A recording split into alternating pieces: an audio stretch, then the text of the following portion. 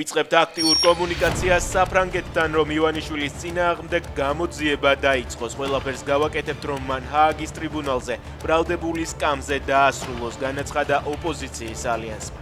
განცხადებაში მათ საზოგადოებას კონკრეტული ინიციატივები გააცნეს, რა მიმართულებითაც მოსკოვის მექანიზმის ანგარიშის ფარგლებში იმუშავებენ. ანგარიში ვერ პასუხობს ობიექტურობის მინიმალურ სტანდარტებს. ეუთოს მოსკოვის მექანიზმის კრიტიკულ დასკვნასთან დაკავშირებით გობახიძემ რიტორიკა 2 დღეში შეცვალა. მან საგანგებო ბრიფინგზე განაცხადა, რომ არც ერთი რეკომენდაციის შესრულებას არ აპირებენ. შაბათს კი ამბობდა, რომ ანგარიშში იყო პუნქტები, რომელთა გათვალისწინებაც აუცილებელი იყო. გობახიძე ირწმუნება, რომ საქართველოს შეუძლია ეუთოს ბევრ ქვეყანას იქით ასწავლოს დემოკრატია და ადამიანის უფლებები.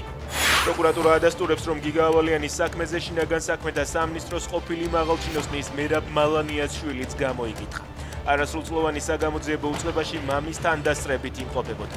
პროკურორის თქმით, ჩატარდა ჩხრეკა მალანიას საცხოვრებელ სახლში, ამოღებულია მისი მობილური და დანიშნულია საინფორმაციო ტექნოლოგიური ექსპერტიზა. ისრაელის თავდაცვის ძალებმა თეირანში, შირაზსა და თავრისში ირანის სამთავრობო ობიექტებზე მასშტაბური დარტყმების სერია დაიწყეს, განადგურდა სამხედრო კოსმოსურ პროგრამასთან დაკავშირებული ცენტრი.